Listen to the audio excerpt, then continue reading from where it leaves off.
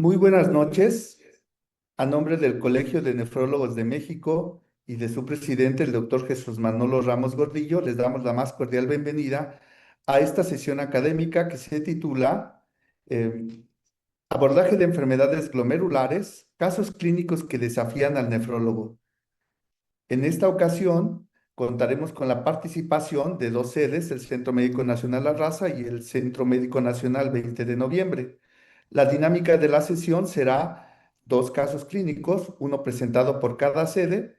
Por supuesto, contamos con la participación de dos excelentes nefropatólogas, la doctora Melanie Vivanco del Instituto Nacional de Cardiología y la doctora Regina Hernández del Centro Médico Nacional 20 de noviembre.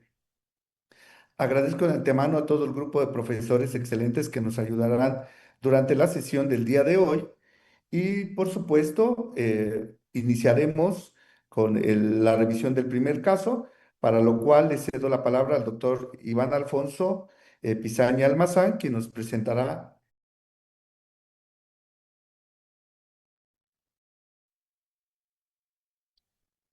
Buenas noches, agradecemos la presencia de cada uno de ustedes. Vamos a dar inicio con el primer caso clínico. Presentamos a una mujer de 50 años, antecedentes heredofamiliares con carga genética para diabetes por rama materna y rama paterna. De los antecedentes personales patológicos únicamente destaca una apendicectomía a los 40 años y el resto de los antecedentes personales patológicos fueron negados. Dentro del padecimiento actual, destaca que a 5 meses previos a la valoración inicial de nuestro servicio, la paciente presenta cuadros repetidos de epistaxis y gingivorragia que remiten de manera espontánea. En esta misma temporalidad fue diagnosticada con hipertensión arterial, por lo que se inició inhibición del sistema renina-angiotensina-aldosterona. Sin embargo, para los laboratorios iniciales que se documentan de esta paciente, ya contaba con una creatinina de 1.5 para esta fecha. 2 meses posteriores, destaca lo que nosotros consideramos que fue un sangrado de tracto digestivo bajo por la paciente, también remitido de manera espontánea. Sin embargo, se agrega edema y oliguria. Asimismo, un deterioro o un descontrol hipertensivo más acentuado con 170-120 milímetros de mercurio.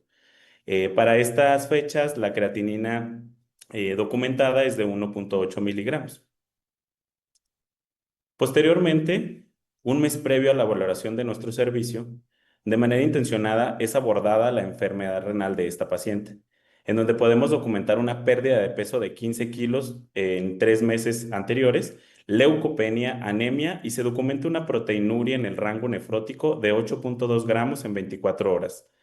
Sin embargo, la creatinina en ascenso actualmente 2.1 miligramos sobre decilitro, por lo que se decide envío a nuestro centro para abordar la lesión renal. Durante el abordaje podemos encontrar, efectivamente constatar la pérdida de peso con un peso inicial de 50.5 kilogramos. Persistía con descontrol hipertensivo de 150-90 milímetros de mercurio, edema y llama la atención a la exploración física hepatoesplenomegalia.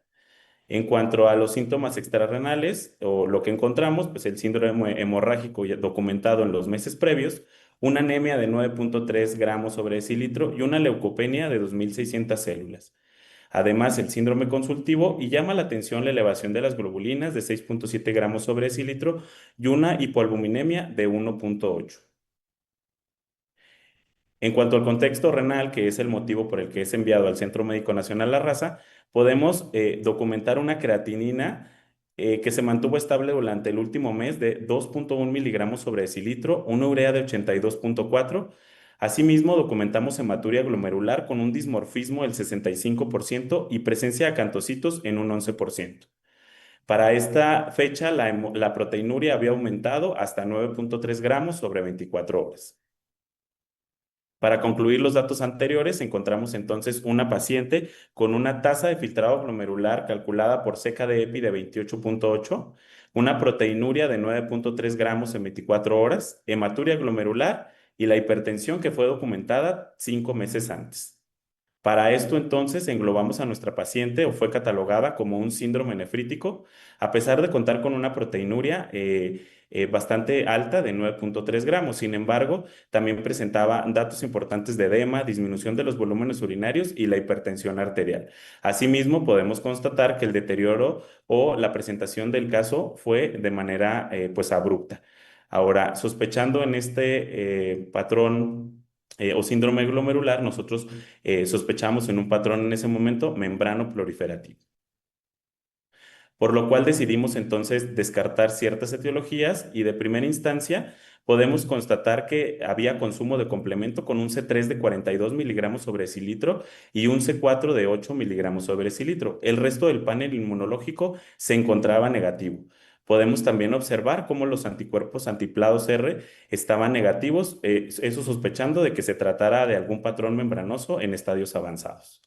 Asimismo, podemos encontrar cómo las inmunoglobulinas se encontraban dentro de parámetros normales, excepto la IgM, que se encontraba elevada en 6.590.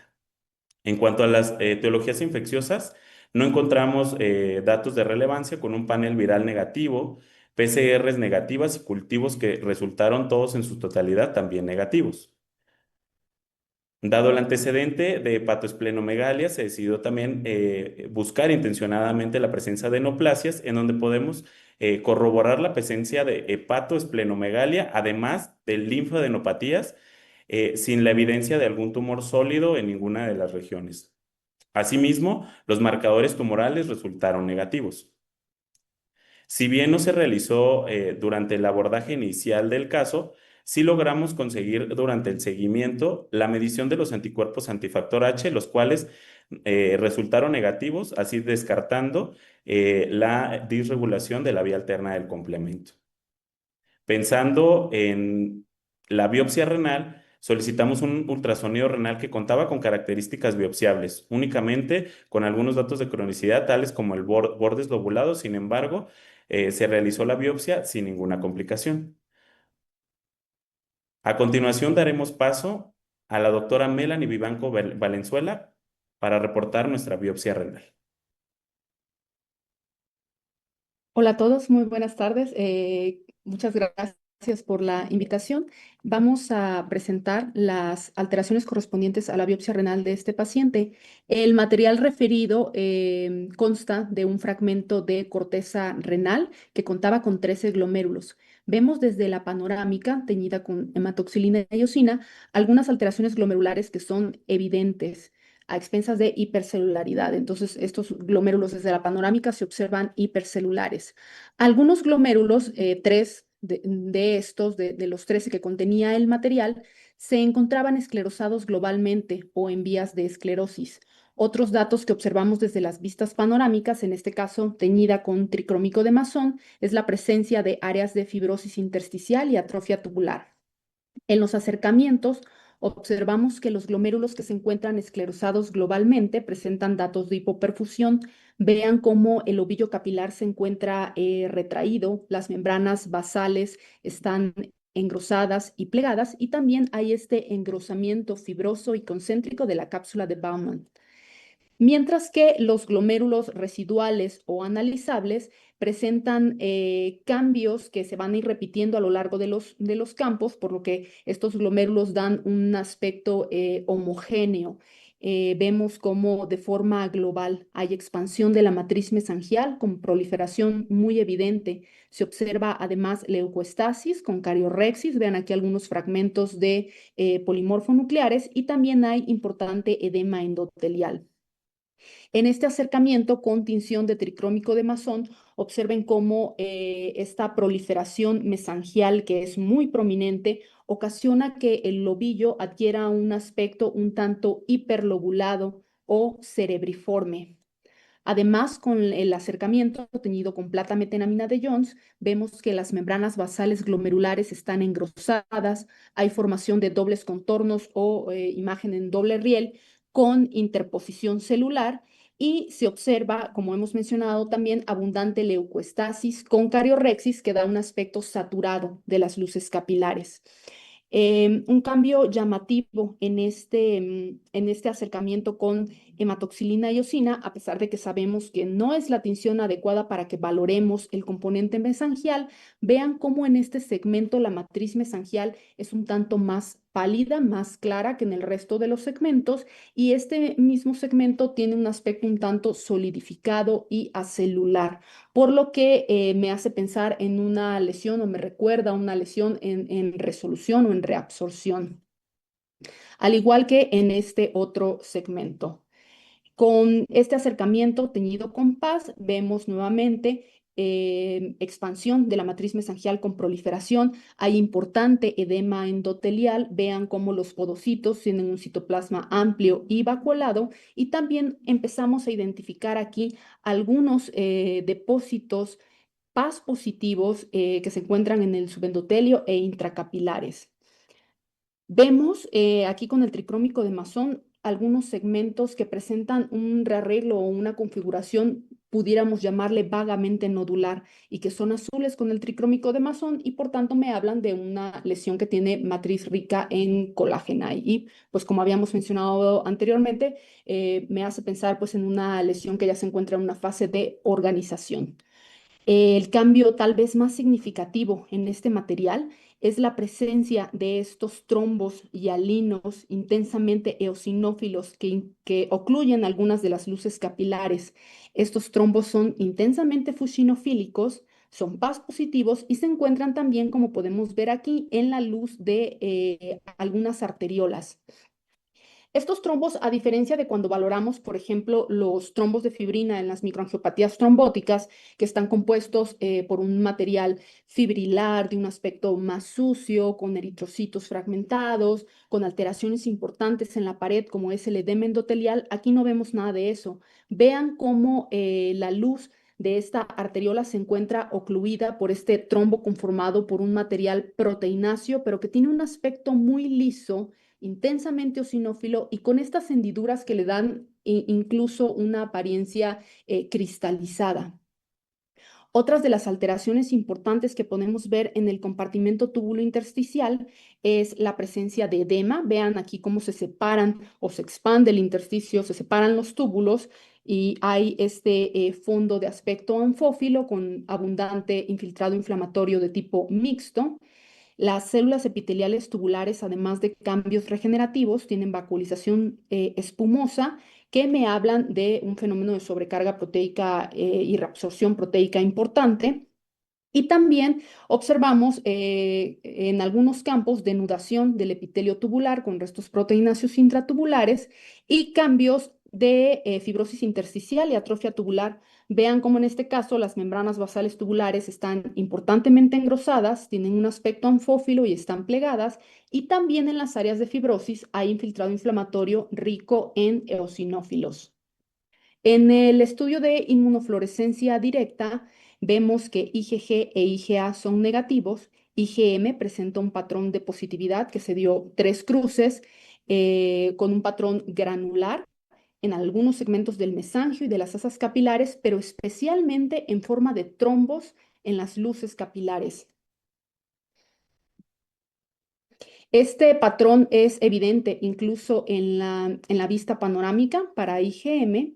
Y vean también cómo estos depósitos intracapilares intensamente positivos se encuentran también incluso en la arteriola preglomerular, un cambio pues, que correlaciona con lo que también habíamos comentado en la microscopía de luz. C3 y C1q resultaron negativos, al igual que albúmina, y cuando vemos la comparación de kappa contra lambda, vemos que estos depósitos son kappa positivos, repitiendo el mismo patrón con una positividad muy llamativa o especialmente en forma de trombos intracapilares.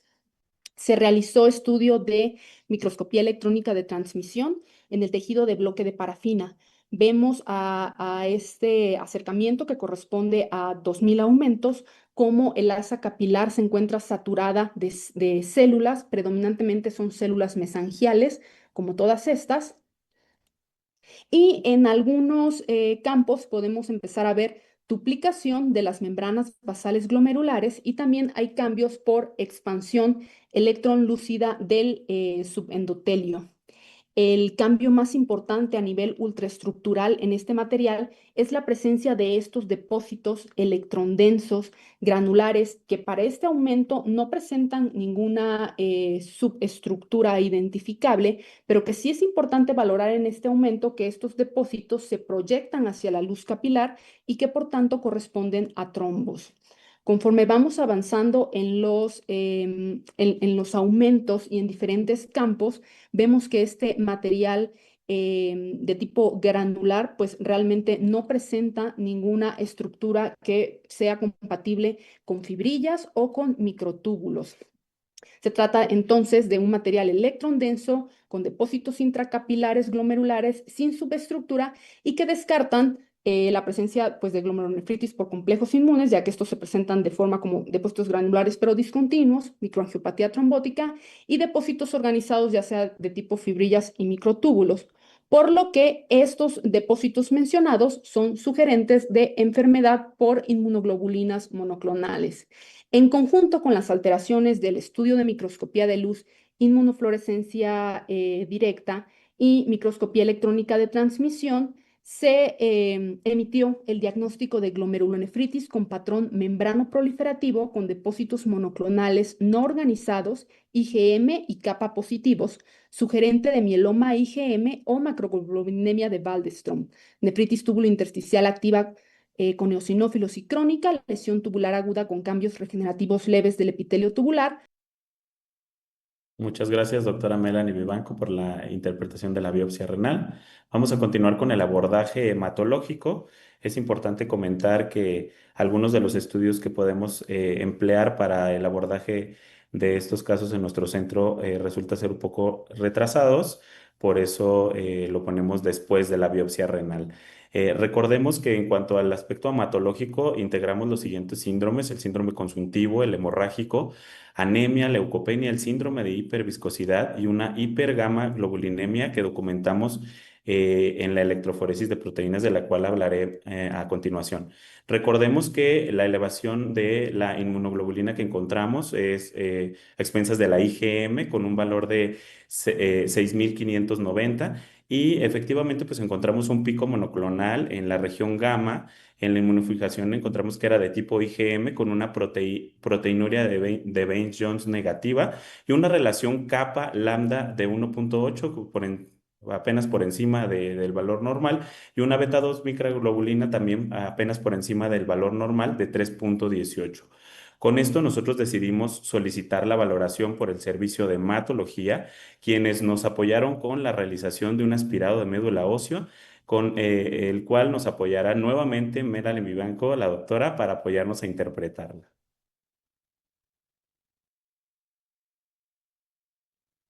Vamos a revisar las imágenes correspondientes al aspirado de médula ósea, en donde vemos este extendido celular que se encuentra en un fondo en donde se distinguen algunos elementos formes. Vemos eritrocitos, algunas bandas, algunos segmentados, pero la mayor parte de esta celularidad está compuesta por células de aspecto linfoide y por una población de estas células que se disponen en grupos. Son células de tamaño mediano a grande.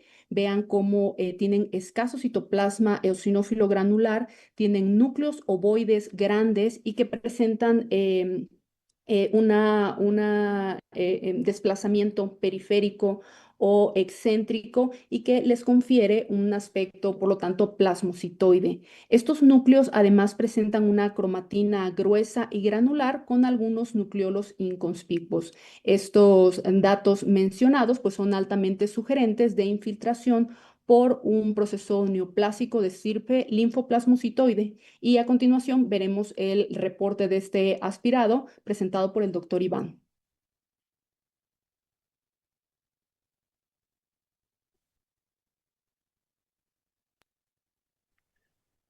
Muchas gracias, doctora Melanie.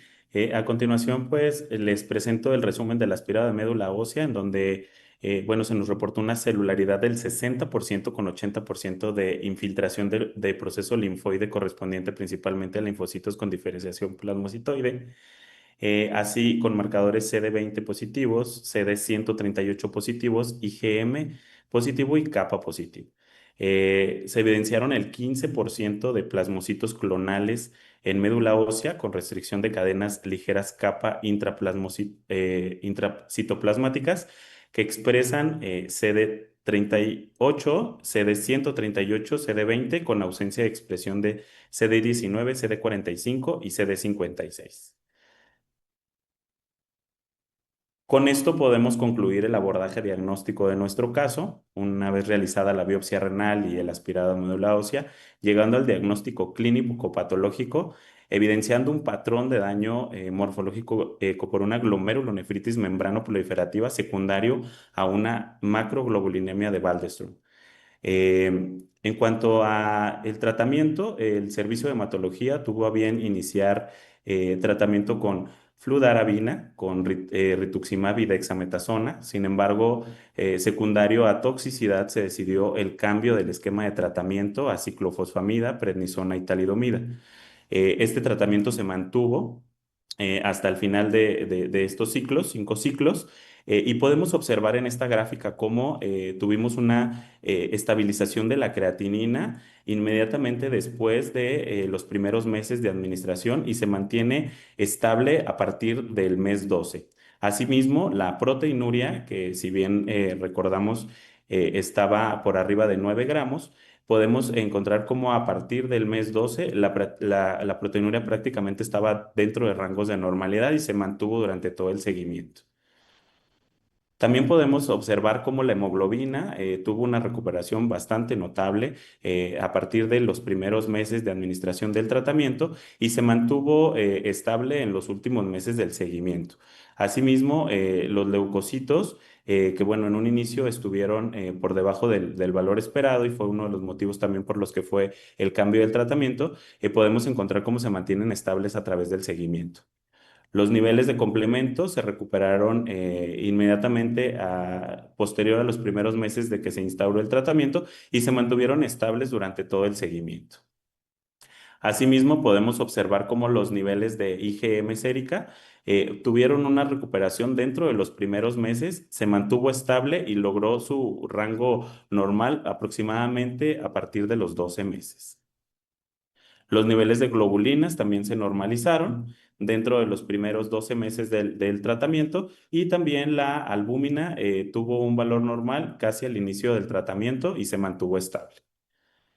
Estas son las electroforesis de proteínas que se hicieron durante el seguimiento. Podemos en la gráfica del lado izquierdo la electroforesis inicial y posteriormente del lado derecho el seguimiento al año, a los 3 años y a los 5 años sin evidenciar nuevo repunte en esta electroforesis.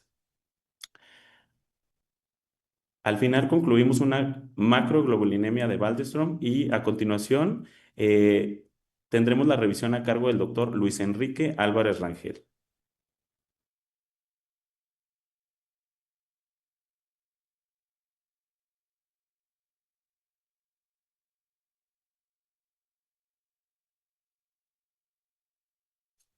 Muy bien, comenzaremos la revisión y existen 3 puntos principales que deben de tomarse en cuenta o que destacan en este caso clínico.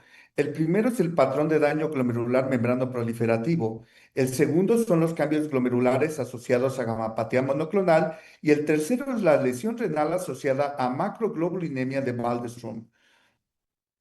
Iniciando con el patrón membrano proliferativo, tenemos que recordar que al final una lesión membrano proliferativa en una biopsia suele ser una lesión secundaria a múltiples etiologías, entre las cuales hay etiologías infecciosas, autoinmunes, neoplásicas, disregulación de la vía alterna del complemento y muchas otras más. En este caso, pues se trataba de una gamapatía monoclonal.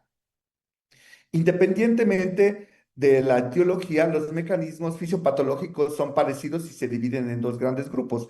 El daño mediado por complejos inmunes o inmunoglobulinas, como en este caso, y el daño mediado por disregulación de la vía alterna del complemento. En ambos casos vamos a pasar a una fase de lesión y una fase proliferativa. Posteriormente se desarrollará una fase reparativa en la que ya se desarrollan los dobles contornos, la interposición celular y todos los cambios que ustedes ya conocen. Sin embargo, hablar de membrana proliferativa como patrón de daño glomerular pues a veces nos confunde un poco y quizá la mejor manera es ver una lesión una por una, las que incluyen dentro del patrón membrano proliferativo. Recordemos que no importa la etiología, al final el patrón membrano proliferativo en la microscopía de luz va a ser muy parecido en todas las etiologías. Es así que normalmente nosotros recordamos que los dobles contornos es el hallazgo que más relacionamos con membrana proliferativa, pero esto es un cambio que suele ser un poco tardío y reparativo, ¿no? Ahora, es muy común que encontremos un glomérulo hipercelular, como ya les mencionaron, porque existe hipercelularidad mesangial y porque existe hipercelularidad endocapilar. Además de eso, tenemos depósitos que pueden estar localizados en el subendotelio, depósitos intramembranosos como la enfermedad de depósitos densos o depósitos mixtos subendoteliales y subepiteliales. Recordemos que también se puede desarrollar lo que conocemos como interposición celular. Cuando se forma un doble contorno, pueden quedar atrapados en el medio de la membrana basal glomerular normal y la neomembrana células, factores de complemento, citocinas y muchas otras cosas. Ahora, entonces nosotros no debemos de olvidar que podemos encontrar todas estas lesiones, pero típicamente la membrana proliferativa tiene lesiones asincrónicas.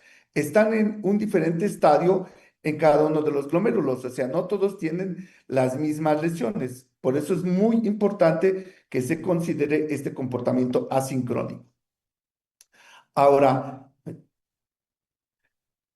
Cádigo nos sugiere que si sabemos que la microscopía de luz nos va a dar el mismo patrón y no nos va a ayudar a diferenciar la etiología, utilicemos la inmunofluorescencia para diferenciarlas. En la inmunofluorescencia, por supuesto, hay tres patrones posibles.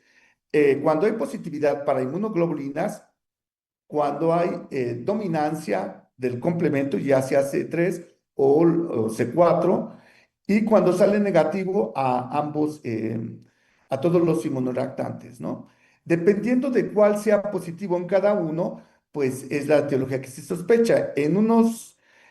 Cuando el mecanismo que se sospecha es por complejos inmunes o inmunoglobulinas, podemos aquí incluir a las gamapatías monoclonales, las enfermedades autoinmunes, las infecciones y algunas causas idiopáticas. Y cuando existe dominancia del complemento, podemos tener ya sea glomerulopatía por C3, que incluye enfermedad de depósitos densos por C3, o glomerulonefritis por C3. Y lo último que describió mucho la clínica Mayo, la glomerulopatía por C4, tanto enfermedad de depósitos densos por C4 como glomerulonefritis por C4. Y finalmente, en la última categoría, sé que sale negativa todo. Aquí podemos encontrar causas más raras como SAF, síndrome hemolítico urémico, microangiopatías trombóticas y muchos otros. Entonces, debemos de diferenciar entre un patrón mediado por complejos inmunes o inmunoglobulinas, donde van a estar positivas las inmunoglobulinas, contra uno en el que existe dominancia del complemento, en este caso de IC3, o bien contra un patrón en el que todo esté negativo, ¿de acuerdo? Eso nos orientará sobre la teología. Cuando estamos hablando de una teología mediada por complejos inmunes o inmunoglobulinas, incluimos, por supuesto, las infecciones, el prototipo es la hepatitis C, las enfermedades autoinmunes, el prototipo es la nefritis lúpica, y por supuesto, como en este caso, las gamapatías monoclonales. Cuando hablamos de una lesión mediada por complemento, tenemos glomerulonefritis por C3 o enfermedad por depósitos densos por C3. Y cuando tenemos ausencia del complemento, pues pueden ser todas las causas más raras, ¿no? PTT, síndrome anémico hemolítico, SAF, POEMS y el resto de causas más raras. Y si no logramos encontrar la etiología dentro de todas estas que mencioné, pues se queda como una etiología idiopática.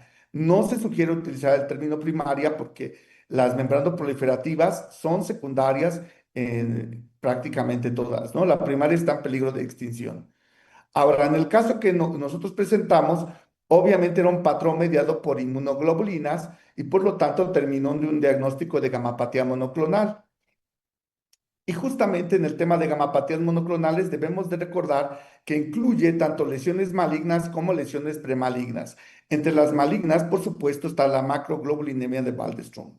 Ahora, existen múltiples maneras en las que se va a identificar una gamapatía monoclonal en la biopsia. Es decir, existen por lo menos 6 grupos que recientemente se han estandarizado o aclarado un poco más, entre los cuales se incluyen la enfermedad por cilindros de cadenas ligeras, las lesiones por amiloidosis, la enfermedad por depósito de monoglobulina monoclonal, las glomerulonefritis asociadas a gamapatías monoclonales, las nefropatías por cristales asociadas a gamapatía monoclonal o las tubulopatías proximales de cadenas ligeras que no están relacionadas con cristales.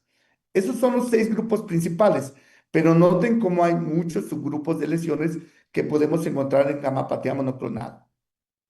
Esta es la más conocida, la famosa nefropatía por cilindros, en la cual pues están presentes los cilindros en los túbulos contorneados proximales, ¿no?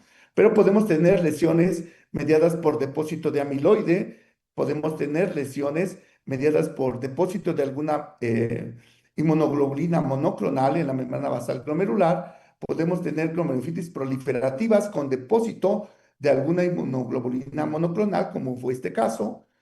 Podemos tener también lesiones membranosas asociadas a gamapatía monoclonal, lesiones inmunotactoides en las cuales vamos a ver pues estos depósitos organizados que tienen este aspecto de microtúbulos. También podemos encontrar lesiones mediadas por crioglobulinas, por supuesto, tanto tipo 1 como tipo 2. Podemos tener glomerulonefritis por C3, en la cual vamos a tener obviamente dominancia de C3 en la inmunofluorescencia. Y podemos tener tubulopatías proximales por cristales de cadenas ligeras, que producen muchas veces síndrome de Fanconi. Y bueno, algo menos conocido es la podocitopatía por cristales de cadenas ligeras, que también ya se ha descrito, y la nefropatía inducida por cristal globulina, que es algo de lo que también se ha descrito mucho recientemente. Y para finalizar, pues la lesión por microangiopatía trombótica. Entonces, como verán, la cantidad de lesiones asociadas a gamapatía monoclonal son muchas. Por lo tanto, el abordaje no solamente clínico, sino histológico es bien complicado. En el caso de nosotros, pues fue una glomerulonefritis proliferativa por depósito de inmunoglobulina monoclonal, en este caso fue una variante IgM. Y finalmente, para concluir, repasemos algo de macroglobulinemia de Waldenström.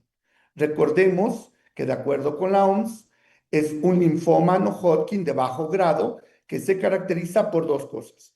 Infiltrado de la médula ósea por células linfoplasmocíticas y gamapatía monoclonal por producción de IgM. Puede cursar 30% con anemia, 20% con hepatomegalia, 15% con esplenomegalia, linfadenopatías en el 15% y daños renales en aproximadamente el 5%. Entonces, no es una enfermedad en la que el daño renal sea muy frecuente, es relativamente raro. Y de por sí la macroglobulinemia de Waldenström es una enfermedad rara que generalmente representa entre el 1 y el 2% de todas las neoplasias hematológicas. Suele afectar más al hombre que a la mujer en una proporción 2:1. Generalmente aparece en una edad media de 63 años y la incidencia es de 0.53 por cada 100,000 personas por año. Hay un antecedente familiar en algunos de los pacientes, hasta en el 20% de ellos. Y bueno, las manifestaciones van a depender de 2 cosas: el infiltrado por células linfoplasmocíticas y la gamapatía monoclonal por IgM. Las alteraciones debidas a infiltrado de células linfoplasmocíticas, pues es las derivadas de la infiltración de la médula ósea, que es obviamente pancitopenia, y las derivadas del el infiltrado en algunos tejidos extramedulares, como por ejemplo la linfadenopatía, la hepatomegalia y la esplenomegalia que presentaba nuestra paciente. Y por el otro lado, las manifestaciones relacionadas con la gamapatía monoclonal por IgM. Aquí, bueno, la paciente tenía sangrado. Podemos tener también alteraciones visuales o cefalea como parte del síndrome de hiperviscosidad, que lo vamos a ver aproximadamente en 35% de los casos. Y por el otro lado tenemos la sintomatología relacionada con la crioglobulinemia, que puede ser Raynaud, úlceras orales o glomerulopatía por crioglobulinas. Al final es importante diferenciarla, de acuerdo a las últimas recomendaciones, del MGUS por IgM o del MGUS latente o la macroglobulinemia de Waldenström latente. Existen algunas recomendaciones, de hecho se actualizaron durante este año para poder diferenciar entre estos cuadros que tienen incremento en la cantidad de IgM. Por supuesto, la macroglobulinemia tiene el componente monoclonal de IgM, tiene síntomas relacionados con la infiltración, sobre todo de médula ósea, y por supuesto puede tener algunos síntomas derivados del depósito de IgM en otros tejidos, como por ejemplo en este caso el riñón. Y en ese sentido, recordemos que la afección renal afecta solo al 5% de nuestros pacientes. Puede ser en muchos de los casos por un infiltrado directo de linfocitos atípicos o puede ser por agregados de IgM intracapilares que formen pseudotrombos. En realidad, la mayoría de los casos, si se presenta proteinuria, suele ser subnefrótica y no nefrótica, como en este caso. El síndrome nefrótico solo se presenta en el 7% de los casos de macroglobulinemia de Waldenström. Y si nosotros revisamos los tipos de lesiones a nivel renal, podemos tener lesiones mediadas por las paraproteínas. La amiloidosis y la crioglobulina, el depósito de crioglobulina son las dos lesiones que más solemos observar en estos pacientes. Si ustedes se fijan, las lesiones que no son derivadas del amiloide, en realidad no son tan comunes y por supuesto la membrana proliferativa no crioglobulinémica es relativamente rara, como en este caso. Del otro lado tenemos los procesos mediados por paraproteínas y aquí están otras glomerulopatías que pueden aparecer al margen de la gamapatía monoclonal, como cambios mínimos, focal y segmentaria, microangiopatía trombótica y una glomerulopatía membranosa. Entonces, en este caso fue una glomerulonefritis no amiloide, que en realidad se trató de una membrana proliferativa no crioglobulinémica, o sea, una presentación relativamente rara.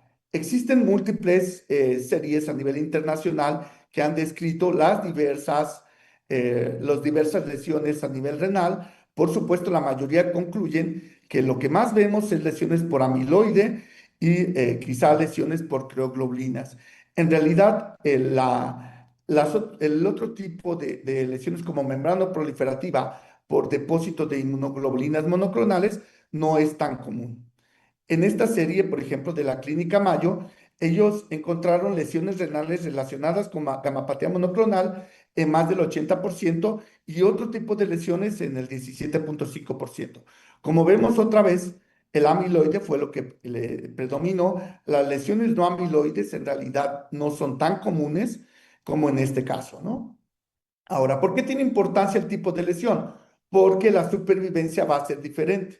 En esta serie, por ejemplo, no se alcanzó a encontrar una diferencia estadísticamente significativa, pero queda claro que si tú tienes una lesión por amiloide, la supervivencia del paciente y de la supervivencia renal tienden a ser peor en comparación con las nefropatías no amiloides, como en este caso. Es decir, nuestro caso tiene mejor pronóstico que otro tipo de lesiones. Por supuesto, los tratamientos son múltiples. En el caso de nosotros, pues este fue el tratamiento que se eligió básicamente por la temporalidad en la que se diagnosticó y por lo que contábamos en ese momento, ¿no? Aunque el resultado del tratamiento fue muy bueno. Sin embargo, debemos de recordar que este año salieron nuevas recomendaciones justo para tratar de definir cuál es el tratamiento más adecuado en cada caso y depende de la presentación, de si solo es un MGUS de IgM, si no tiene sintomatología o bien si ya tiene sintomatología florida. Por supuesto, entre más sintomatología, pues más intenso debe de ser el tratamiento, ¿no?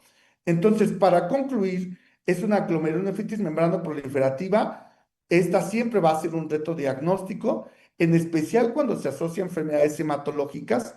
Por supuesto, la macroglobulinemia de Waldenström es una enfermedad rara y encima de todo la afección renal en esta enfermedad también es rara. Por lo tanto, encontrar una membrana proliferativa en una macroglobulinemia de Waldenström es realmente pues un verdadero diamante el que nos encontramos, ¿no?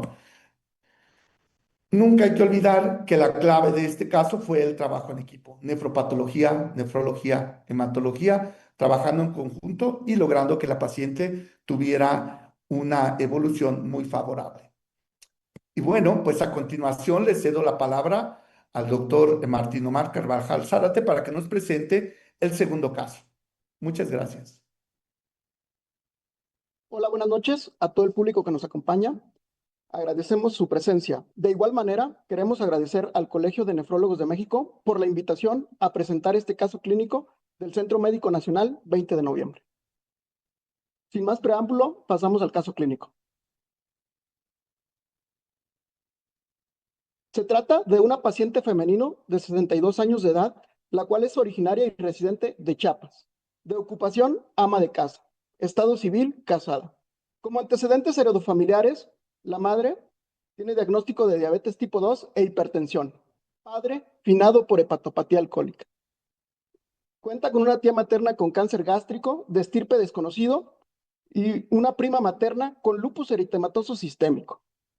6 hijos aparentemente sanos. Respecto a los antecedentes personales no patológicos, vivienda en casa en medio urbano, cuenta con todos los servicios domiciliarios de luz, agua y drenaje, cohabita con 3 personas y el contacto con biomasa es negativo. Respecto a la actividad física, sedentarismo, con consumo de líquidos de 1.5 a 2 litros por día. Respecto a las inmunizaciones, esquema de vacunación incompleto, cuenta únicamente con 2 dosis para vacuna COVID-19 de las marcas SARS-CoV-2 y AstraZeneca. Viajes, tatuajes y perforaciones fueron negados. Antecedentes perinatales de importancia para este caso fue un parto único de un producto de 38 semanas de gestación, fue atendido por partera, por lo cual se desconocen datos de Apgar y Capur, enfermedades exantemáticas negadas y un esquema de vacunación incompleto para la edad. Los antecedentes personales patológicos de relevancia en las enfermedades crónico-degenerativas, diagnosticada con diabetes tipo 2 desde el 2021, en tratamiento con metformina 500 miligramos cada 24 horas vía oral. Hipotiroidismo desde julio de 2024, en tratamiento con levotiroxina 75 microgramos cada 24 horas. Cuenta con una hospitalización en el 2018, en donde se transfundieron 4 concentrados eritrocitarios por una anemia refractaria a tratamiento aparentemente. Toxicomanías y alergias, al igual que traumatismos y fracturas, fueron interrogados y negados. En los antecedentes ginecológicos, el ciclo menstrual lo inició a los 15 años, con ciclos regulares cada 28 días, con duración de 3 a 5 días eumenorreica.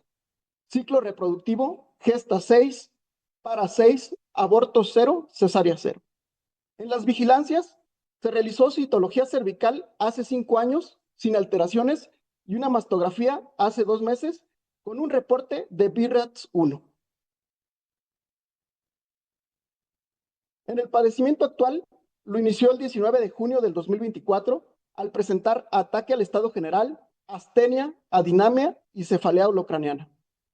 El 20 de junio del mismo año acude con médico, en donde se encuentran cifras tensionales elevadas, con una tensión arterial de 160 sobre 98 milímetros de mercurio, por lo cual se le otorga tratamiento con inhibidores de la enzima convertidora de angiotensina e hidroclorotiazida y solicita exámenes de laboratorio. El 23 de junio acude con los exámenes del laboratorio, en donde se documenta una creatinina de 0.51 miligramos decilitro, un BUN de 16.9 miligramos decilitro y una albúmina de 3.2 gramos decilitro, por lo cual decide continuar con el tratamiento establecido. El 15 de julio es valorada por nuevo médico, en donde ya presenta unos exámenes de laboratorio con una creatinina de 2.39 miligramos decilitro, con un BUN de 34.6 miligramos decilitro y ya presenta un examen general de orina con proteinuria de una cruz y una hematuria con mayor de 5 eritrocitos por campo, por lo cual se le indica que debe de continuar con el tratamiento, pero es necesario que sea valorada por el servicio de nefrología. El 19 de julio es valorada por médico nefrólogo, ya con exámenes de laboratorio donde se encuentra una creatinina de 4.04 miligramos sobre decilitro, una urea de 172 miligramos sobre decilitro, con sodio de 139, potasio de 5.1, calcio de 7 y fósforo de 6.8. Por los hallazgos anteriormente mencionados, es por lo que se decide colocar un catéter Majorcar temporal yugular derecho y otorgar del día 19 al 25 de julio 4 sesiones de hemodiálisis. El 25 de julio es remitida a su hospital regional, en donde a su ingreso se inicia el abordaje Se realiza estudio de imagen, se toma recolección de orina y se realizan estudios inmunológicos y panel viral. Por el deterioro de la función renal que presentó la paciente, se pasaron 3 bolos de metilprednisolona de 500 miligramos los días 27 al 30 de julio del 2024 en su hospital de referencia. El 7 de agosto es presentado y aceptado en el Centro Médico Nacional 20 de noviembre para continuar abordaje. Nosotros recibimos a la paciente con signos vitales, una tensión arterial de 145/75 milímetros de mercurio, con frecuencia cardíaca de 65 latidos por minuto, frecuencia respiratoria de 18 respiraciones por minuto, afebril, saturando de manera adecuada, 93% a oxígeno ambiente, con un peso de 68 kilogramos. Con palidez de piel y tegumentos, contaba con el catéter Majur yugular derecho. En tórax presentaba disminución de ruido respiratorio y estertores crepitantes vivasales. En abdomen nos llamaba la atención que era globoso, con edema de pared 2 cruces y ascitis grado 2. En extremidades inferiores, lo que más nos llamaba la atención era el edema bilateral de 3 cruces. En los exámenes que se solicitaron al ingreso, en la química sanguínea se encontraba con una creatinina de 2.43 miligramos sobre decilitro, un BUN de 59.9 miligramos decilitro y una glucosa de 66. En los electrolitos séricos nos llamó la atención la hipocalemia franca de 2.83. Sodio y cloro estaban dentro de parámetros aceptables. En las pruebas de funcionamiento hepático, de igual manera, presentó una hipoalbuminemia de 2.4 gramos sobre decilitro, proteínas totales de 4.42 y resto de hallazgos estaban dentro de la normalidad. En la biometría hemática, los parámetros estaban normales, con leucocitos de 8.45, eritrocitos de 4.66 y una hemoglobina de 13.5. Nada normal que reportar. Se le realizó un sedimento urinario, el cual es la imagen que estamos viendo en sus pantallas, donde nosotros lo diagnosticamos con una dismorfia eritrocitaria mayor del 40 al 50%, por lo cual consideramos que presentaba una hematuria glomerular. Aquí para el público que nos acompaña, no sé si tengan algún tipo de un síndrome nefrológico que ya habrán integrado. Nosotros consideramos en inciso A un síndrome nefrítico, inciso B un síndrome nefrítico nefrótico, inciso C un síndrome nefrótico o inciso D un síndrome de hematuria proteinuria. No sé si pudiéramos dar un poquito de tiempo para que nos pudieran responder en algún tipo de chat.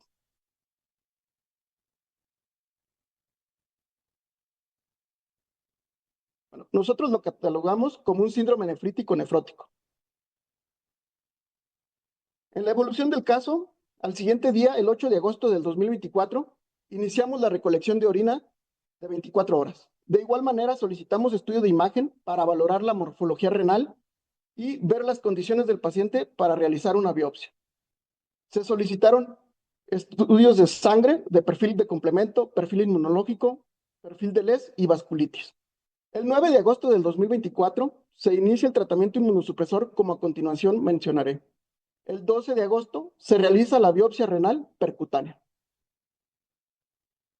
De los estudios anteriormente solicitados, en la recolección de orina de 24 horas, presentaba un volumen de 3.960 mililitros, con un IPC de 9.7 miligramo, con un IAC de 2.8 miligramo, con proteinuria de 11.9 gramos día y albuminuria de 3.4 gramos día.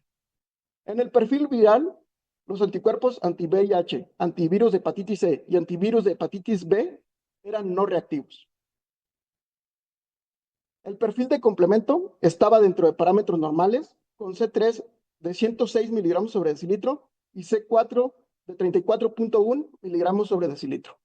Los anticuerpos salieron negativos y el perfil de vasculitis, tanto anti-PR3 como anti-MPO, fueron negativos.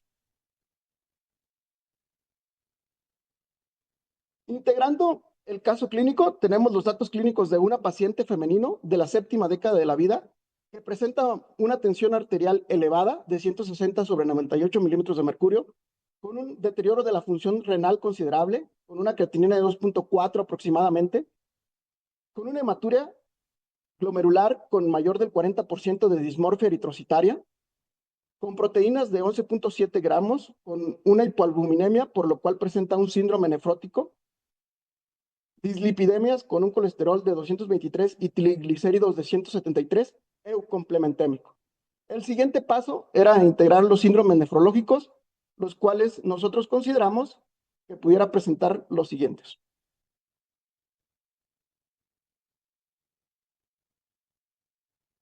Lo consideramos como un síndrome nefrótico, síndrome nefrítico.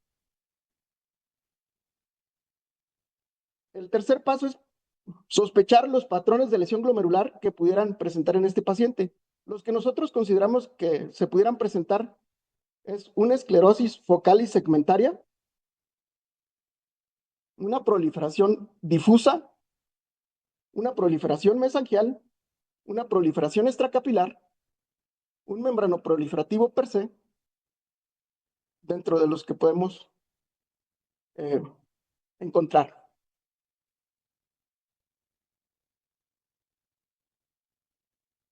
Hacemos una nueva pregunta. En caso de sospechar de un patrón de lesión, esclerosis focal y segmentaria, ¿qué variante histológica sería la más probable? Inciso A, tipo punta. Inciso B, tipo periliar. Inciso C, tipo colapsante. Inciso D, tipo NOS. Damos un pequeño tiempo para que nos pudieran enviar sus preguntas, sus respuestas, perdón.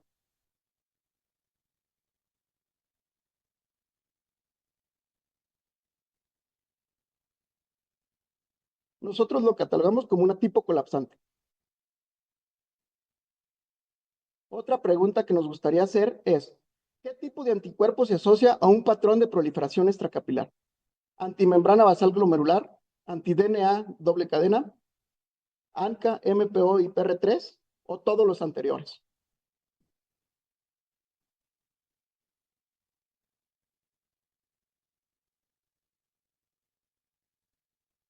Nosotros consideramos a todos los anteriores. Y por último, ¿qué porcentaje de las vasculitis son MPO y PR3 negativas? El 30%, inciso B, mayor del 50%, inciso C, hasta el 10% o inciso D, el 80%.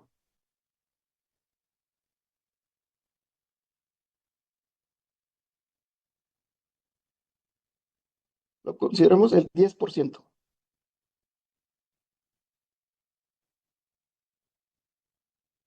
Respecto al tratamiento otorgado a la paciente, cabe recalcar que se había otorgado 3 dosis de 500 miligramos de metilprednisolona en su hospital de origen.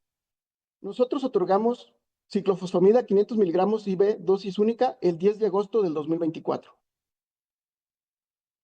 Se ajustaron las medidas antiproteinúricas, dejamos finerrenona 20 miligramos cada 24 horas, dapagliflozina 10 miligramos cada 24 horas, atorvastatina 20 miligramos cada 24 horas. Recordar que la paciente ya estaba en tratamiento con inhibidores de la enzima convertidora de angiotensina e iniciamos un esquema de reducción de prednisona. El día 11 de septiembre del 2024 pasamos 1 gramo de rituximab IV dosis única. Esta fue la semana 0. A las 2 semanas otorgamos una segunda dosis de rituximab de 1 miligramo IV dosis única. Cabe recalcar que para esta fecha nosotros ya teníamos el resultado de la biopsia renal.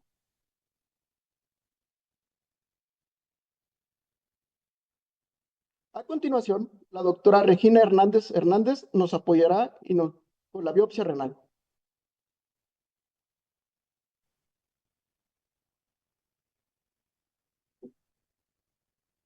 Hola, buenas noches. ¿Pueden poner la primera imagen, por favor?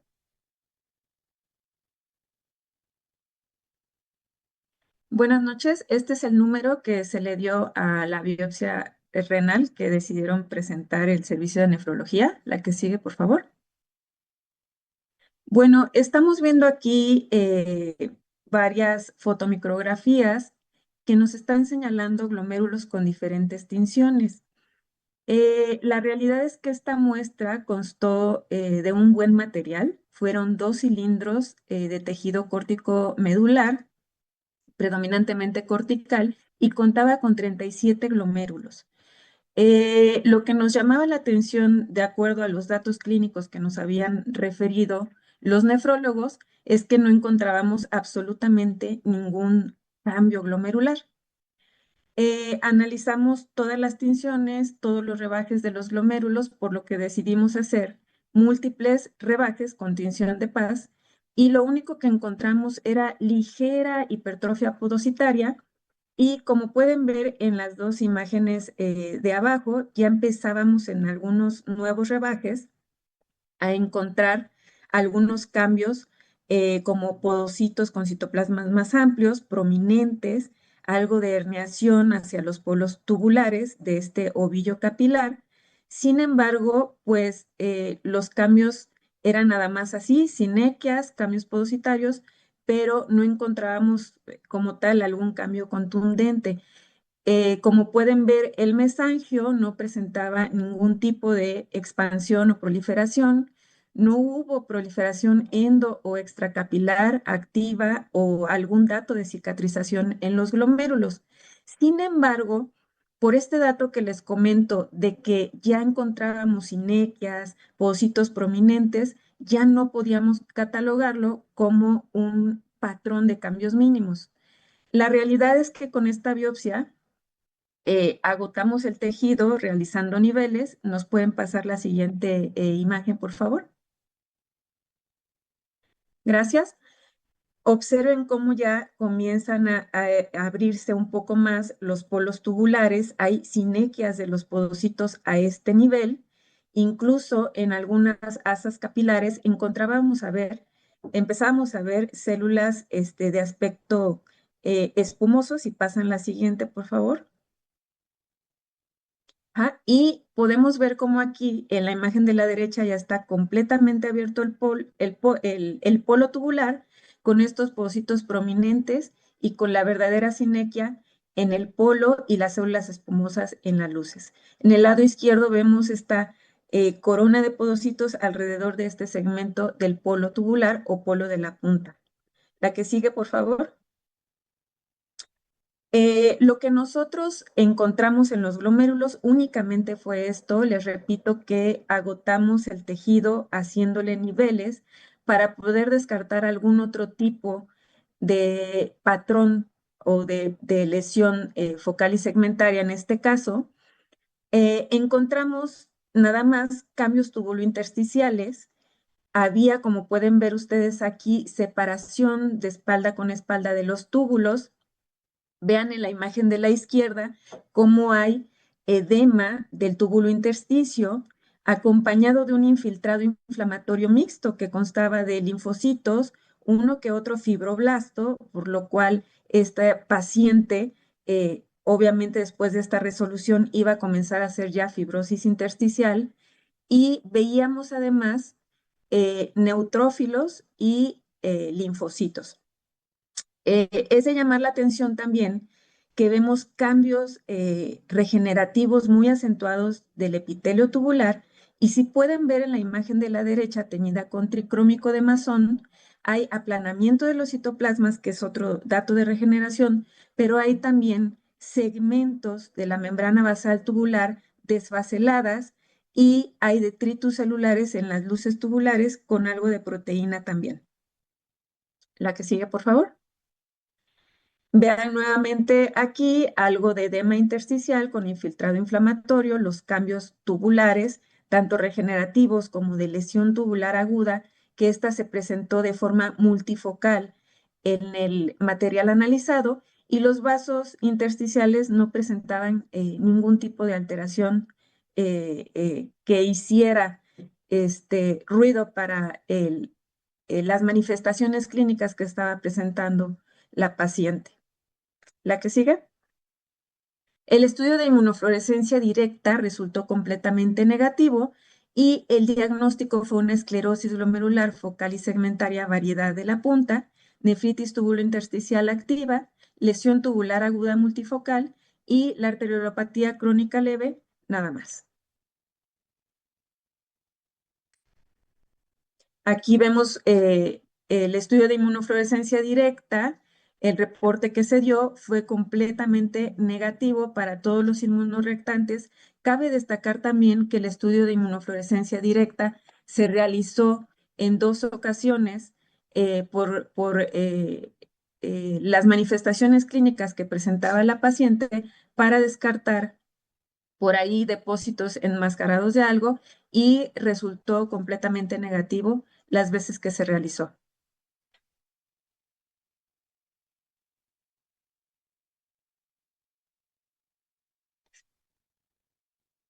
Muchas gracias, doctora, por su apoyo.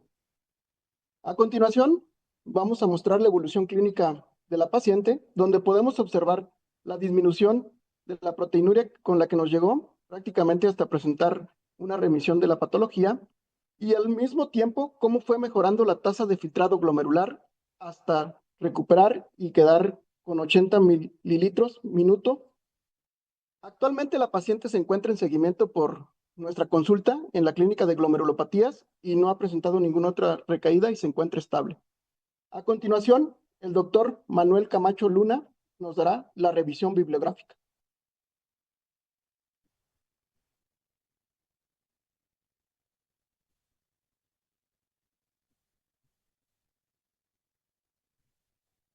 Muchas gracias a todos. Bueno, pues es por todo sabido que la glomerulosclerosis focal y segmentaria describe más bien un patrón de lesión, no una entidad per se, y esta va a ser el resultado de diversas lesiones en los podocitos. Si hablamos de la incidencia que tenemos, esta es muy variada, se reporta desde 1.4 hasta 21 millón de casos por habitantes, es mucho más prevalente en hombres, la podemos encontrar en todos los grupos de edad y se ha reportado que es la causa de síndrome nefrótico en niños hasta en un 20% y un 40% en adultos. En aquellos pacientes los reportes nos dicen que por millón de habitantes es más prevalente en aquellos que son afrodescendientes, sin embargo, en los hispanos, pues también hay un porcentaje significativo.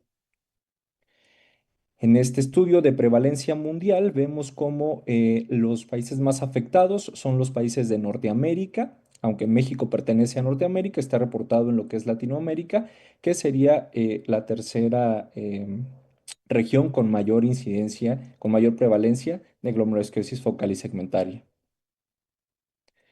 En México, en este estudio que se hizo en un hospital de Guadalajara, encontramos que la entidad glomerular más prevalente en México es la glomerulosclerosis focal y segmentaria. La presentación clínica pues es con proteinuria de rango nefrótico desde un 50 hasta un 70%, se acompaña de hipertensión arterial en un 30-65%, la hematuria glomerular también tiene reportada una incidencia hasta el 30 al 75% y hasta un 50% de los pacientes que presentan esta entidad van a presentar deterioro de la función renal. Si hablamos de la presentación clínica de acuerdo a las entidades glomerulares, vemos cómo la glomerulosclerosis focal y segmentaria tiene mucha más prevalencia con síndrome nefrótico. Además, el deterioro de la función renal no es tan frecuente como en otro tipo de glomerulopatías. En esta tabla lo que observamos son las características clínicas con base en las variantes histológicas y vemos cómo en realidad variantes histológicas de glomerulosclerosis focal y segmentaria y vemos cómo el deterioro de la función renal es mucho más prevalente en la variedad de tipo colapsante comparado con la punta, que es lo que presentaba nuestro paciente. De igual manera, la proteinuria tiene mucha más prevalencia en la variante de tipo celular. Si hablamos de la fisiopatogenia, pues el glomérulo está sometido a un estrés constante y esto es por la filtración de líquido que ocurre de manera normal. Este paso del líquido a través del glomérulo va a generar un estrés circunferencial y una vez que pasa las fenestras, una vez que pasa el diafragma, nos va a pasar, tenemos un estrés de cizallamiento. Cualquier condición médica que aumente la presión de filtración va a aumentar el estrés horizontal del podocito, llevando en su momento a que este podocito se desprenda y haya pérdida de podocitos y por ende un aumento de la proteinuria. De la misma manera como hay un daño, pues también hay una regeneración de los mismos y se ha descrito esta quimiosina CXCL12, que es una quimiosina que se ha encontrado en distintos tejidos que lo que ayuda es a regular el comportamiento de las células progenitoras. A nivel renal se han encontrado en las células parietales y bueno, lo que va a hacer esta quimiosina es que va a regular la proliferación de estas células manteniéndolos de manera quiescente. No obstante, cuando hay una pérdida de podocitos, independientemente del tipo de lesión que haya, lo que va a ocasionar es un aumento del Notch, que es una proteína que va a ayudar a la migración de estas células parietales y a la proliferación de nuevos podocitos. Hablando específicamente de la lesión de la punta, conocemos que hay distintos tipos de células epiteliales parietales. Tenemos descritas células planas, células intermedias, células cuboidales. Y en un estudio que se hizo con la intención de ver qué tipo de células eran las que predominaban en la lesión punta, se realizó un marcaje de estas células epiteliales, encontrando que en la lesión tipo punta, las que proliferaban eran las células de tipo intermedia que eran más cercanas al polo tubular. Este marcaje se dio por inmunohistoquímica con CD44 y Ki67 que eran propios de estas células intermedias. Si bien existen distintos factores que nos ayudan, o mejor dicho, que son los causantes de la pérdida podocitaria, pues aún falta mucho por descubrir. De manera reciente se han descrito algunos anticuerpos, los anticuerpos anti-SLIT, anticuerpos antidiafragma, y bueno, en este estudio en los que se tomaron biopsias pediátricas y biopsias de adultos con pacientes con patrón de glomerulosclerosis focal y segmentaria y de cambios mínimos, lo que encontraron a través de estudios de inmunohistoquímica, pues fueron depósitos de IgG a nivel de diafragma. En algunos casos, estos no se colocalizaban con la nefrina. En otras corte de pacientes que tenían esta colocalización, se tomaron también anticuerpos séricos y bueno, se vio que en algunos casos no había una colocalización de nefrina con IgG y también algunos de estos pacientes no tenían marcadores séricos de anticuerpos antinefrina, por lo cual, pues bueno, se concluyó que además de los anticuerpos antinefrina, existen distintos tipos de anticuerpos anti-SLIT. Algo importante de este estudio fue que en aquellos pacientes que habían resultado positivos a este tipo de anticuerpos, pues mostraron un síndrome nefrótico más grave, un IFTA de menor grado, pero tenían mayores tasas de respuesta a la inmunosupresión. Otros de los anticuerpos descritos son los anticuerpos antinefrina. Estos se han encontrado de manera prevalente hasta en un 44% de los pacientes con enfermedad de cambios mínimos y hasta en un 9% de los pacientes con glomerulosclerosis focal y segmentaria. Vemos acá también como en pacientes pediátricos con síndrome nefrótico inespecífico, aquellos pacientes que no tenían inmunosupresión, los anticuerpos antinefrina tenían niveles más altos. Al mismo tiempo, notamos cómo aquellos pacientes que son positivos a este tipo de anticuerpos, pues tienen un mayor índice de albúmina proteinuria y también una tasa de filtrado glomerular más baja. Acá vemos cómo estos anticuerpos se relacionan con la severidad de la proteinuria. Tenemos una corte de pacientes que tiene podocitopatía. Se identificaron también en aquellos con nefropatía de cambios mínimos, solamente fueron 2 pacientes, pero vemos cómo estos pacientes que tienen títulos de anticuerpos más altos antinefrina también tienen un IAC mucho más elevado.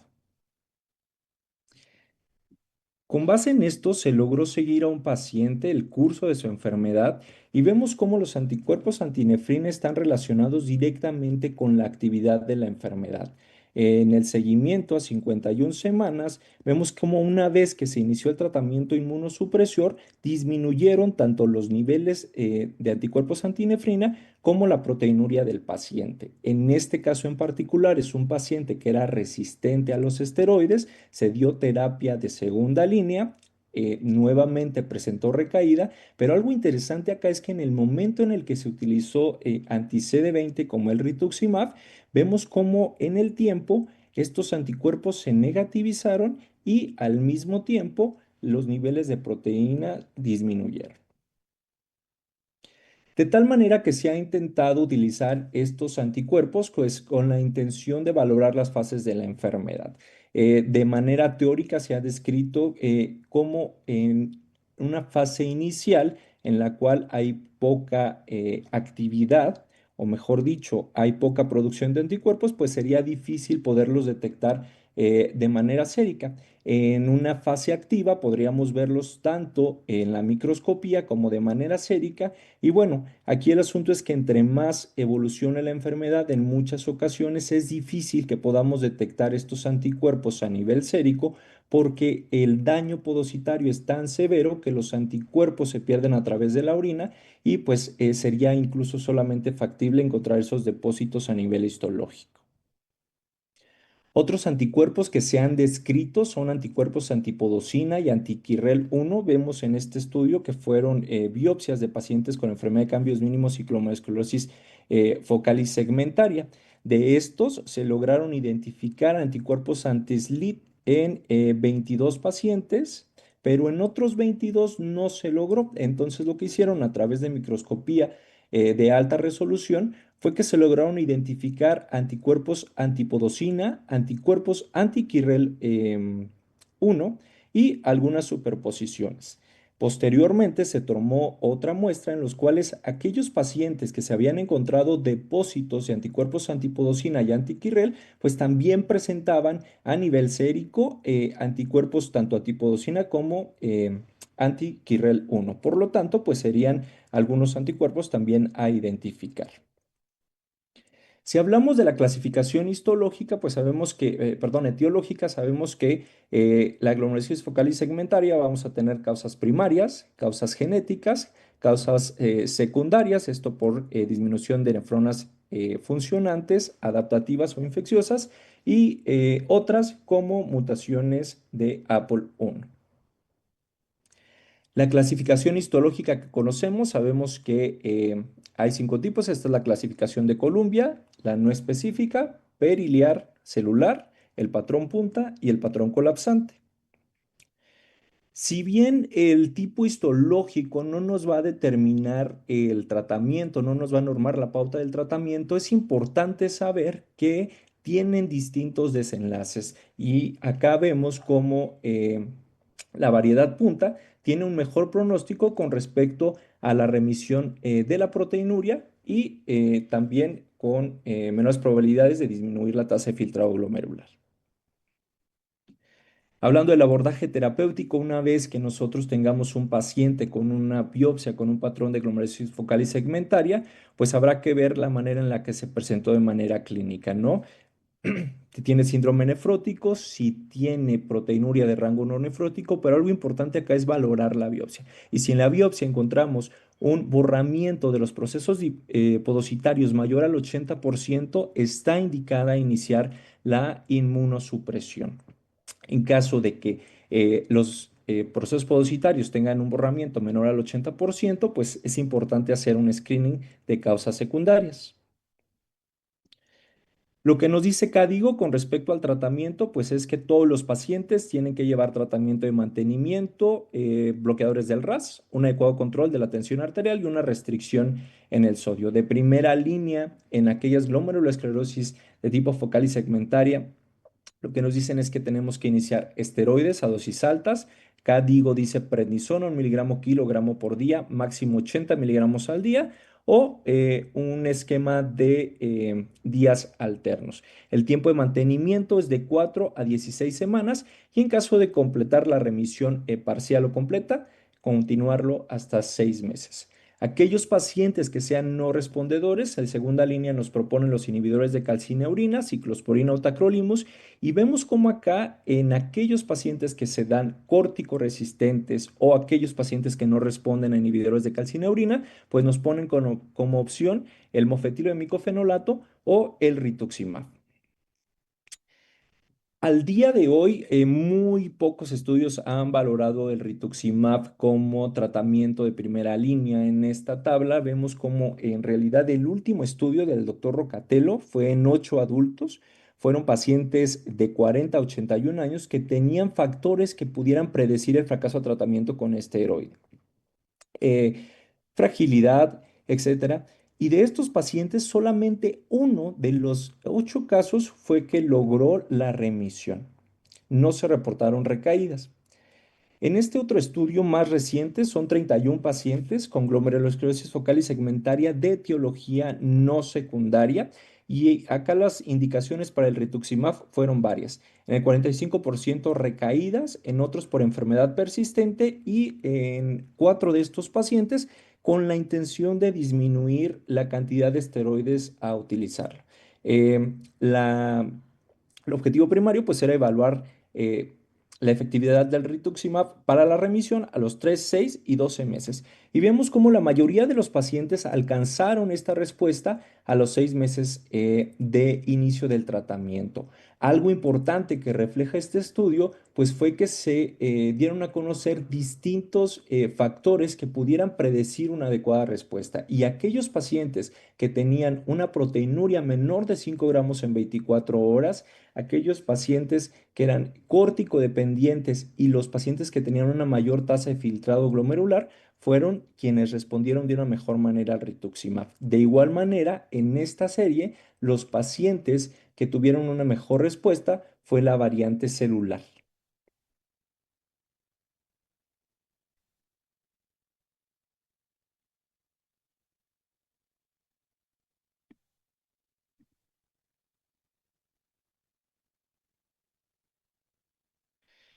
En esta otra corte fueron 160 pacientes en un análisis retrospectivo que también tenía la intención de valorar la respuesta del rituximab. Y bueno, nuevamente vemos acá cómo los pacientes tuvieron una adecuada respuesta a los 6 y 12 meses. Algo importante acá fue que también se valoraron estos factores que estuvieran asociados con una adecuada respuesta y al igual que en el anterior, aquellos que tuvieron un menor grado de proteinuria, los que fueron córtico-dependientes respondieron mejor. No obstante, acá la variante que mejor respuesta tuvo fue la variante NOS. Algunos factores que se asociaron con no buena respuesta al rituximab, pues fueron aquellos córtico-resistentes y también hicieron mediciones de CD20. Entonces, aquellos que nuevamente elevaron niveles de CD20 fueron los que tuvieron una menor respuesta a rituximab. Uno de los objetivos primarios fue la respuesta sostenida y el evento libre de recaídas. Esta se dio en 83 pacientes de toda la corte. Por lo tanto, pues bueno, evidencia que también tenemos una buena cantidad, un buen porcentaje de eventos libres de supervivencia en este tipo de pacientes, por lo que pudiera ser un buen fármaco. Como conclusiones, la glomerulosclerosis focal y segmentaria sigue siendo un diagnóstico de exclusión, requiere descartar etiologías definidas, tiene una respuesta variable a la terapia farmacológica inmunosupresora de segunda línea, un resultado heterogéneo a largo plazo, por lo que, pues bueno, las etiologías son bastante diversas. La detección de anticuerpos contra estos podocitos en estas lesiones quizá el día de mañana nos van a llevar a una nueva nomenclatura de este patrón histológico y bueno, pues el uso de rituximab sigue siendo incierto como tratamiento de monoterapia. Sin embargo, vemos como a 12 meses pues hay evidencia de disminución de la proteinuria y un aumento de los niveles séricos de albúmina. Luego adscrito del Departamento de Nefrología del Centro Médico Nacional 20 de noviembre y me complace mucho abrir este pequeño debate de mesa redonda para que se hagan preguntas y se puedan responder por parte del panel de expertos, encabezados también por el doctor Luis Álvarez Rangel.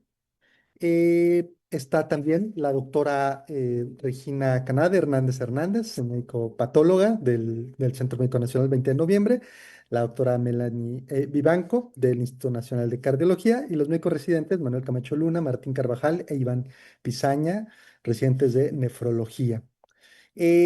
Para empezar la charla, doctor Luis Álvarez, tengo una pregunta que el público realizó respecto a la excelente ponencia que llevaron a cabo en relación al caso de macroglobina de Waldenstrom. Y menciona lo siguiente, ¿existen marcadores séricos que puedan predecir la presencia de daño renal en esta entidad? Muy bien. Para que no digan que soy muy protagónico, ¿qué te parece si se la dejamos a Iván? Iván, ¿qué opinas? Adelante. Qué buena pregunta. Pues no, no existe un marcador único que que nos prediga daño renal en sí. Lo que sabemos es que existen varios marcadores que nos pueden ser útiles para sospechar en el daño renal. Uno de ellos y los más empleados pues, son las crioglobulinas, ¿no? También hemos encontrado que la elevación constante o muy elevada de la IgM total también nos puede dar o predecir un cierto grado de daño renal, sobre todo cuando se encuentra por arriba de 4000. También pues sabemos que aunque se genera una IgM intacta en el caso de esta patología, hay un porcentaje de ellos que pueden generar cadenas libres y también a su vez generar un daño a nivel del túbulo. Y por último, si esto se acompaña de hipocomplementemia, pues sin duda puede predecir daño renal. Entonces, pues no es un marcador único, sino el conjunto de todo esto. Y si lo analizamos en el contexto de nuestro caso clínico, pues obviamente contenían todo este tipo de marcadores que nos van orientando hacia allá. Obviamente, si lo vemos en retrospectiva, resulta ser muy sencillo, pero al final cuando estamos abordando puede orientarnos a muchas cosas y nada a la vez, ¿no? Entonces, tener en la mente este tipo de casos que son raros, que afectan en poco porcentaje al riñón, pero al final siempre son una posibilidad. Sí, coincido. Quizá cuando tienes las crioglobulinas positivas, eso incrementa tu posibilidad de que encuentres una lesión mediada por crioglobulinas, ¿no? O si tienes síndrome de Fanconi, a lo mejor tienes una tubulopatía por cristales, algo así, ¿no? Pero en realidad el problema de este tipo de enfermedades, todas en general en glomerulopatías, pero en sí las gamapatías monoclonales, la verdad es que aquí es donde se valora mucho más tener grandes nefropatólogas como las que tenemos hoy, porque justamente la comunicación entre ellas y nosotros es súper importante para poder hacer la correlación correcta, en el sentido de que no hay algo a nivel clínico que te prediga exactamente qué tipo de lesión te vas a encontrar. Y este camino siempre está lleno de sorpresas, ¿no? A veces lo que no esperas es lo que aparece. Y justamente por eso el trabajo en equipo, hemato, nefropato y nefro es fundamental en estos casos. Y bueno, a ver si me lo permites, déjale una otra pregunta de aquí que tenemos. Es para la doctora Regina. ¿Qué opina en el tema de clasificar las vocales y segmentales de acuerdo a la variante? Los clínicos siempre nos quejamos de que nos reportan muchas no específicas y lo pensamos como que es algo muy fácil, pero este caso a mí me queda claro que nos ilustra perfectamente lo difícil que es asignar la variante. Y pasa mucho que te acabas el tejido y te quedas a veces hasta con las ganas de asignar la variante, ¿no? Entonces, no sé qué comentario tenga usted al respecto, pero sí me gustaría que lo platicáramos porque siempre los clínicos pensamos que es como que algo muy fácil y casi casi exigimos que nos den nuestra variante y muchas veces si vemos las series internacionales, no por nada la no específica es la más frecuente, ¿no? ¿Qué opinión tiene usted? Sí, claro que sí, doctor. Con gusto le contesto. Bueno, ya sabemos que actualmente esta clasificación morfológica de Columbia, incluso algunos autores ya la quieren hasta dejar en desuso por la nueva clasificación taxonómica de las podocitopatías, ¿no? Sin embargo, sí es importante que en un reporte el nefropatólogo aplique qué tipo de variante morfológica estamos viendo, sobre todo, si bien decía el doctor Manuel Camacho que pues el tratamiento puede ser parecido, el pronóstico no lo es. Ajá, incluso sabemos también que el tratamiento de la variante celular difiere también en este sentido. Y es a veces sumamente difícil encontrar este patrón de lesión, sobre todo cuando las muestras son limitadas. Hay algunos autores que dicen que más de 50 glomérulos, más de 30 glomérulos, ¿no? Para encontrar esta variante. Incluso hay algunos que te dicen, haz niveles hasta que te agotes el tejido o más de 100 niveles, ¿no? Depende de la cantidad de muestra que tengamos. Pero pues en este caso, por ejemplo, en este caso que presentamos, no encontrábamos nada, ¿no? Y bueno, pues las manifestaciones clínicas no nos dejaban para dejar el caso así. Como comentábamos hace rato, detrás del en vivo, que pues muchas veces también depende de los insumos con los que cuenta cada institución. A veces, las mismas tinciones especiales no son las adecuadas, a veces no se cuenta con microscopía electrónica, ¿no? Entonces, sí es un reto, pero dependemos muchísimo de esta información clínica para buscar intencionadamente eh, lo que correlacione, ¿no? Con estas manifestaciones clínicas, porque si la biopsia la ve una persona que no es experta en patología renal, pues la deja como que no le encontré nada, ¿no? Entonces, para eso nos preparamos los nefropatólogos para abordar este tipo de casos más complejos y pues con todas las recomendaciones que vamos adquiriendo en el paso del estudio de la nefropatología. Y pues sí, yo siempre acostumbro a seguir poniendo la variante, la clasificación de Columbia, a pesar de que sabemos pues que ya existe esta nueva clasificación de las podocitopatías, que incluso hay estos cambios focales de los podocitos, ¿no? Y se sigue utilizando también, obviamente, la microscopía electrónica para ver si el daño podocitario es mayor del 75%, es menor y y pues bueno, es lo que les puedo decir. Y obviamente correlacionar con la clínica, ¿no? También si nos están diciendo que el paciente tiene una proteinuria subnefrótica, pues no le voy a estar buscando intencionadamente un daño podocitario, ¿no? Pero en este caso era un síndrome nefrítico nefrótico y además el deterioro de la función renal. Claro. De hecho, era difícil pensar que era una punta glomerular, ¿no? Por el Sí, comportamiento difícil, clínico. Sí, exacto. y justamente nosotros lo seguimos utilizando las variantes, sobre todo con los fines pronósticos que usted menciona, porque el pronóstico es tremendamente diferente, ¿no? Entonces sigue dando información útil, quizá no es la clasificación actualmente que más le encanta a la gente, pero creo que aún da buena información. Y la Es siguiente correcto. pregunta para la doctora Melanie es, ahora que surgieron todos estos cambios en cuanto a la definición de las lesiones en gamapatías monoclonales, las lesiones renales, pues creo que una de las cosas que resulta bien difícil es contar con la cantidad de recursos que te piden para poderlas aplicar. No sé qué opinión tienes, Melanie, en este sentido. Creo que está muy padre las definiciones, pero no sé si en nuestro medio son tan aplicables por el momento. ¿Qué opinas? Sí, doctor, realmente, como usted menciona, pareciera que esta clasificación a modo de estudio o etiológica es muy interesante, considera lesiones importantes como las podocitopatías cristalizantes, pero que a nosotros en nuestro medio pareciera que en lugar de ayudarnos como que nos deja un tanto maniatados. Un ejemplo, tal vez el más claro en esta nueva definición de las lesiones asociadas a monoclonalidad, creo que me viene a la mente la nefropatía por cilindros, ¿no? De que para nosotros antes, pues veíamos las características morfológicas, veíamos el estudio de inmunofluorescencia directa y pues bueno, podíamos decir si se trataba o no de una nefropatía por cilindros. Pero pues ahora con nuevos criterios en donde están bien definidas cada una de las características morfológicas y que como me comentaba la doctora Regina, a veces ni siquiera tenemos acceso a tinciones óptimas de calidad, a un rojo Congo confiable y... en el caso de la fluorescencia, además, bueno, una fluorescencia de calidad, tener acceso a desparafinado.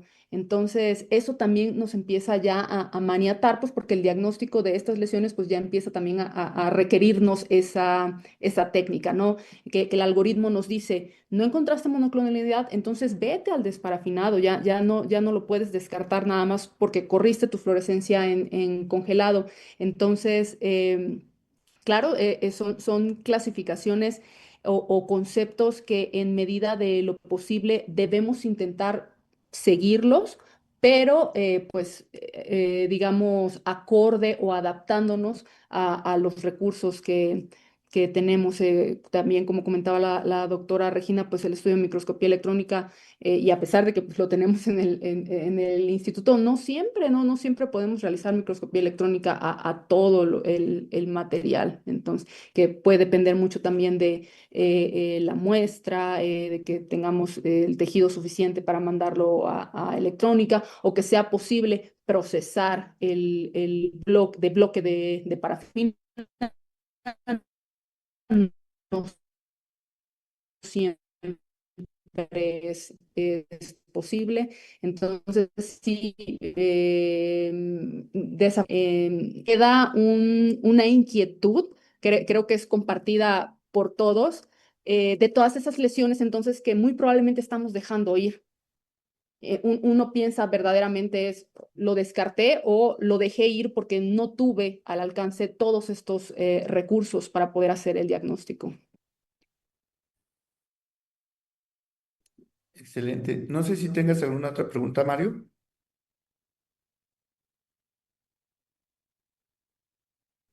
Sí, me gustaría saber, esta es una pregunta abierta sobre la factibilidad de la realización de la técnica de PRONASA en los pacientes en los que se sospecha la presencia de monotipia oculta, ¿no? Muy en relación al proceso de la técnica en desparafinado. Se sabe que las técnicas enzimáticas para el desenmascaramiento de procesos monoclonales o monotipia en tejido renal han cobrado una relevancia muy importante.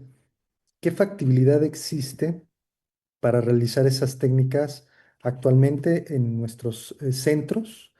Y si es que existe algunas condicionantes para llevarla a cabo.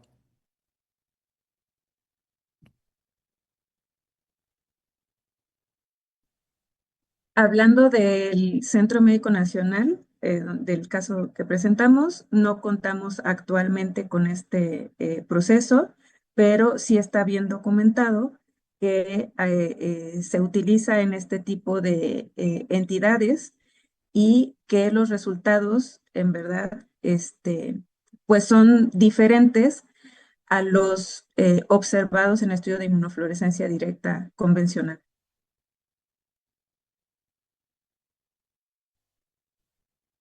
Si me permite complementar, en el Instituto Nacional de Cardiología tampoco realizamos esta técnica. Cuando se hacen procesos de desparafinado, no es con utilización de enzimas, es otro tipo de desparafinado con calor, pero no con pronasa. Entonces, pues sí, tampoco lo realizamos. Muy bien, pues yo creo que es muy bueno hablar de las glomerulopatías, no solamente desde el punto de vista de lo nuevo que sale, sino de qué tanto lo podemos hacer en nuestros centros. Y creo que en ese sentido este foro, pues, es de gran ayuda, ¿no? Bueno, pues por cuestiones de tiempo, pues vamos a dar por concluida esta sesión. Por supuesto que agradecemos al Colegio de Nefrólogos de México y en especial al presidente, al doctor Jesús Manolo Ramos Gordillo, por la oportunidad de este tipo de foros y esperemos que sea el primero de muchos en el que puedan participar otras sedes un poquito con esta temática y yo creo que hablando desde el punto de vista de lo que tenemos, ¿no? Que es algo bien relevante para sedes latinoamericanas. Muchas gracias a todos y pues definitivamente que disfruté yo mucho la sesión, espero los demás lo hayan disfrutado. Gracias. Muchas gracias, hasta luego. Gracias. Buenas noches.